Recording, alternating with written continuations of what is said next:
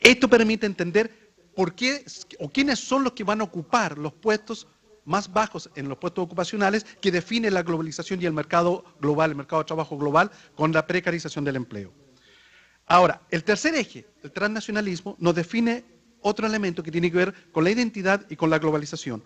Por un lado, el transnacionalismo es esta conformación, configuración de redes, de comunidades, en los lugares que van más allá del lugar de origen y se reconstituyen en el lugar de destino. Son estos barrios que decía al principio, que aparecen en el Raval en Barcelona, en el este de Los Ángeles y en cualquier barrio de migrantes en el primer mundo. En Francia lo vemos, se ve cotidianamente también en muchas partes. ¿Y qué son estos? Son formas de reproducción, de identidad de origen, ¿no? Son estrategias de resistencia y reproducción ante esta globalización postmoderna. Pero también son construcción de una cotidianidad excluida, segregada, segmentada, ¿no? Ahora, estos tres ejes es lo que yo considero como las bases para la comprensión de la migración contemporánea. Nos permite entender los conflictos, las contradicciones, las tensiones, los riesgos que implica la migración hoy día. Este problema, por ejemplo, de lo que veíamos hace un año y medio en Estados Unidos con las grandes manifestaciones de los latinos y de los migrantes mexicanos y latinos en Estados Unidos en contra de la política migratoria. Una de las grandes demandas no era quiero un trabajo, no era quiero documentarme para trabajar, sino era una de las demandas era aquí estamos, aquí nos quedamos. Aquí estamos, es decir, somos nosotros, latinos, y aquí estamos y nos queremos quedar como tales. En este sentido, también esta tríada nos permite configurar o prefigurar el fracaso de cualquier política que no parta de este hecho. Por ejemplo, en ese mismo caso, la política que hoy día se plantea en Estados Unidos en términos de trabajadores huéspedes soluciona un problema para la migración laboral, pero no soluciona el problema para la migración contemporánea de este tipo, que es la gran mayoría. Es decir, ¿qué pasa con toda esta gran comunidad latina en Estados Unidos que no solo pide un trabajo, sino pide un lugar para vivir y un lugar en la sociedad, pero un lugar sin asimilarse al ser o a la identidad nacional americana, sino como latinos, con su propia identidad? Ahora, aquí es donde vea la hipótesis que planteaba la necesidad de pasar de que estamos rebasados por los acontecimientos. Por un lado, desde la globalización ya no podemos, es claro, ya no podemos mantener las visiones del siglo pasado, construidas a partir del Estado nacional. La política migratoria hoy en día no es un asunto nacional, sino global. Como lo es hoy en día la política económica. Cualquier estudiante de economía nos va a decir, fijar una política económica en los marcos nacionales está destinada al fracaso.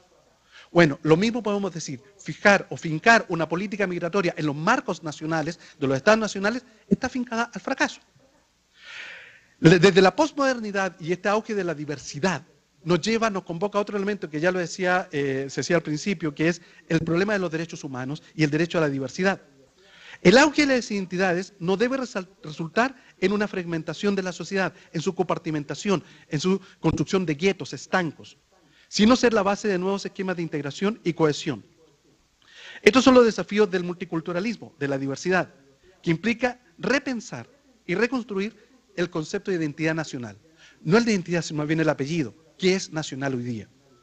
Y el transnacionalismo nos aparece como una vía política, una opción política, que refuerza esta identidad de los migrantes en un contexto global, con intereses, pertenencias y derechos transnacionales, que hoy día los exigen, pero que no tenemos las instituciones ni los marcos políticos para dar cuenta de esos derechos. Ahora, en este punto es que planteo que vivimos en una sociedad en transición, que está siendo rebasada, los acontecimientos nos rebasan en términos de nuestra capacidad de comprenderla. Los esquemas que tenemos no nos sirven, provienen de una sociedad nacional, una sociedad encerrada en sus marcos nacionales. Somos, en definitiva, presas o presos de esquemas del pasado. Conceptos como nacionalidad, soberanía nacional, cotidianamente son rebasados. La economía nos lo muestra como el concepto de economía nacional ya no existe. Sin embargo, no tenemos otros desde los cuales pensar y repensar o reconstruir estas ideas, estos fenómenos. Las instituciones, los estados nacionales, los estados o estas instituciones internacionales, incluso como la propia Naciones Unidas, UNESCO, etcétera, también están siendo rebasadas porque se basan en instituciones nacionales. Son insuficientes, pero también ineficientes para actuar en este nuevo mundo que es global, posmoderno y transnacional. Y en este sentido, y para terminar, justamente lo que o que podemos plantear desde el transnacionalismo es Una primera exigencia es una ruptura epistemológica, una ruptura epistémica. Nos obliga a situarnos en la frontera entre lo nacional y lo global. Justamente recogiendo estas nuevas fragmentaciones identitarias que surgen de la posmodernidad. Y aquí un elemento importante es justamente los derechos humanos, porque pasa a ser una perspectiva, una dimensión desde la cual leer, interpretar los fenómenos sociales actuales. Es una exigencia política y social. El primer derecho humano, después del derecho a la vida, es sin duda hoy en día el derecho a la identidad. Lo que yo estaba planteando, y para terminar, o sea, la idea era, la hipótesis es, vivimos en un mundo en transición, donde lo que señala los esquemas de pensar, de actuar en este mundo, están rebasados y no nos sirven para comprender esta transición, lo que estamos viviendo hoy día. Somos esquemas, presas de esquemas conceptuales, conceptos como el Estado Nacional, la nacionalidad, la soberanía nacional, son cotidianamente rebasados. Pero el problema es que no tenemos otros, desde los cuales analizar. Entonces necesitamos hacer una ruptura, un uso crítico de estos conceptos para podernos repensar o reconstruir o impensar, diría Wallenstein, este mundo actual. Por otro lado, las instituciones que tenemos, el Estado Nacional, las instituciones internacionales, las instituciones locales, etcétera, también son rebasadas. Fueron construidas en el marco de un estado de bienestar, de un mundo internacional que se manejaba en términos de derechos internacionales, etcétera, que hoy día son rebasados.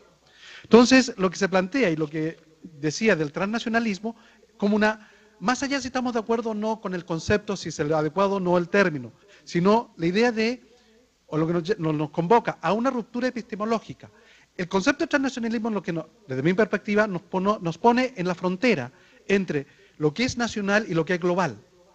Y desde esa frontera nos permite retraer o traer a colación el discurso posmoderno. Nuevamente, más allá estamos de acuerdo no con la posmodernidad, con los discursos o los múltiples discursos que hay, sí con el hecho de esta fragmentación identitaria o las identidades fragmentadas que surgen aquí y cómo a partir de estas identidades se construyen factores de exclusión social.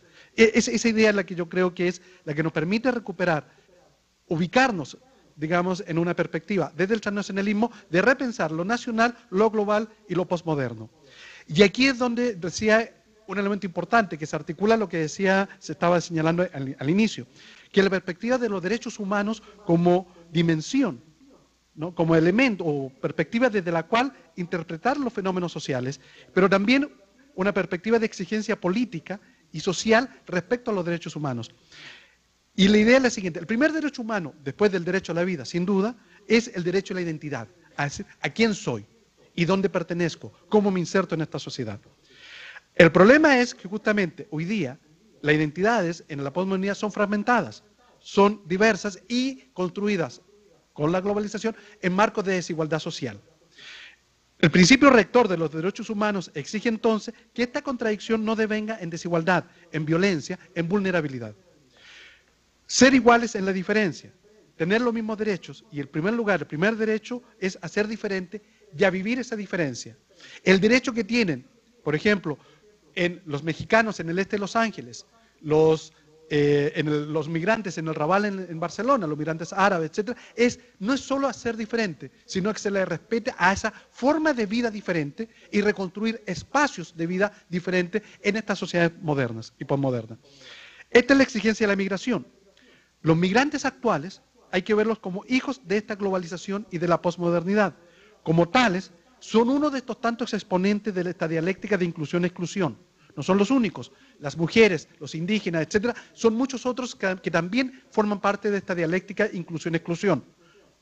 El transnacionalismo pasa a ser entonces esta vía de integración, que no de asimilación, y eso quiero ser muy enfático, para enfrentar esta dualidad. Esa es la herramienta que pueden tener los migrantes para enfrentar esta contradicción de exclusión que les plantea la sociedad global y posmoderna. Bueno, con eso quería terminar y muchas gracias, Patricia, por la posibilidad de volver a terminar, ¿no?